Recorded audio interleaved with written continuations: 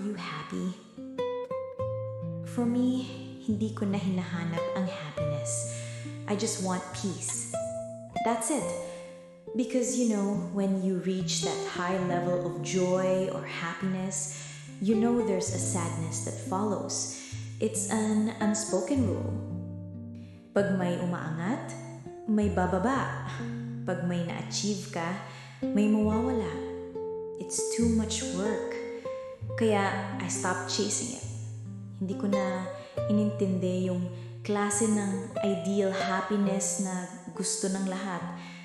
Just being satisfied or contento with where you are. Even if it's imperfect, dapat sapat na yun. Hindi naman ibig sabihin na wala kang pain o struggles. Meron pa rin. Pero at the end of the day, ang pinaka-goal mo sa lahat ng ito, dapat kapayapaan na lang yung pinaka-goal mo. Peace. Alam mo, ito yung peace of mind na walang gulo. Yung inner peace na tanggap mo na lang ang cycle ng buhay. And when you have that, it's quiet. Walang pressure. And that quiet, that is enough.